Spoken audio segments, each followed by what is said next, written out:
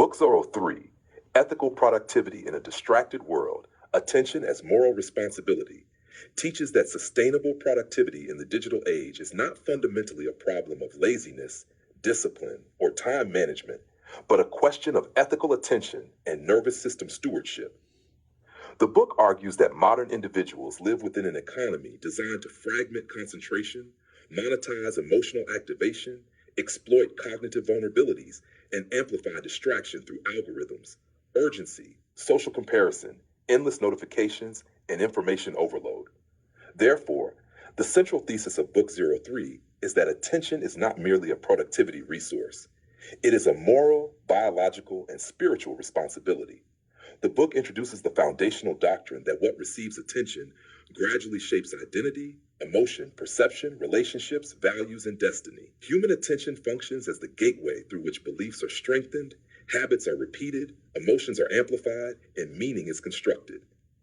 In a distracted world, ethical productivity requires learning not merely how to work harder, but how to consciously protect attention from manipulation, fragmentation, compulsive stimulation, emotional contagion, outrage cycles, digital addiction, and unconscious reactivity.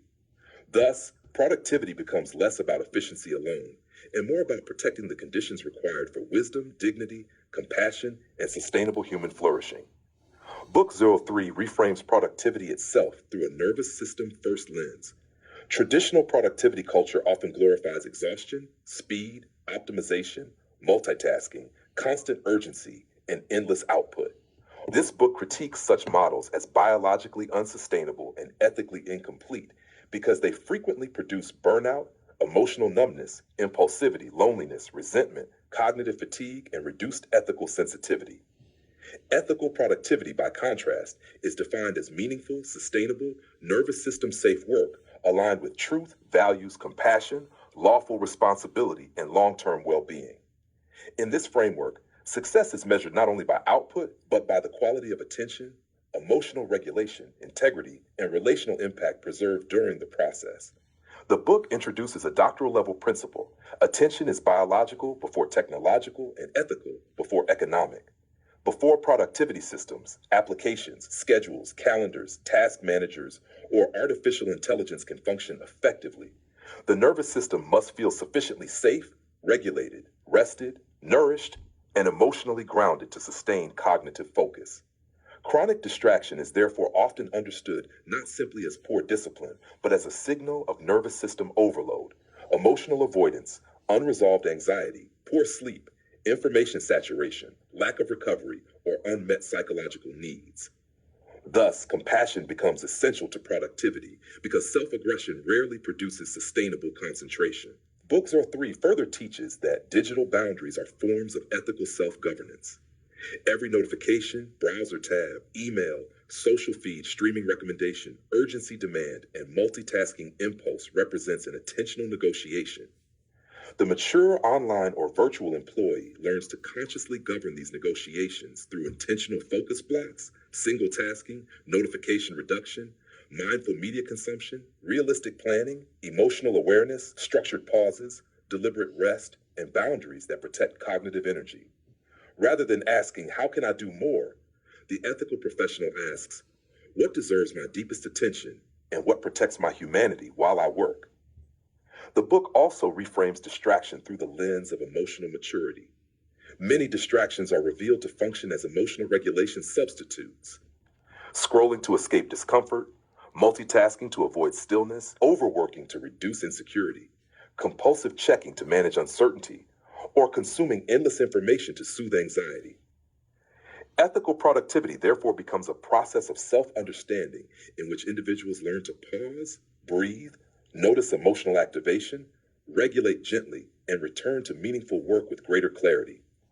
Productivity thus becomes a relational practice between self-awareness and attention rather than a battle against oneself. For KOLs, educators, scholars, and ethical leaders, Book 03 introduces a crucial insight. Public influence follows attentional integrity.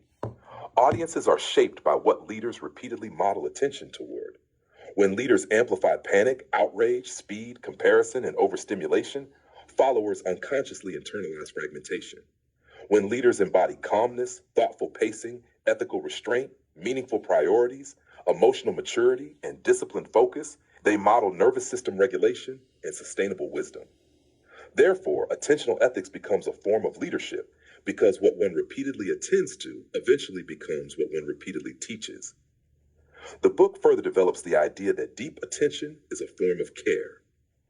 To focus fully on work, learning, writing, teaching, relationships, clients, or healing becomes an act of respect toward oneself and others. Ethical attention communicates presence, dignity, seriousness, sincerity, and responsibility. In contrast, chronic distraction weakens trust, emotional intimacy, learning quality, scholarship, communication, and professional reliability. Thus, protecting attention becomes inseparable from protecting compassion, truthfulness, and human dignity. Ultimately, Book 03 teaches a single cultivating truth to learn by heart and embody daily. Attention shapes life. Ethical attention shapes a meaningful life. Productivity without presence becomes exhaustion. Productivity with regulation becomes contribution.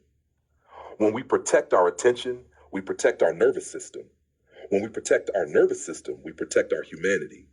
And when we protect our humanity, our work becomes ethical, sustainable, compassionate, and deeply alive.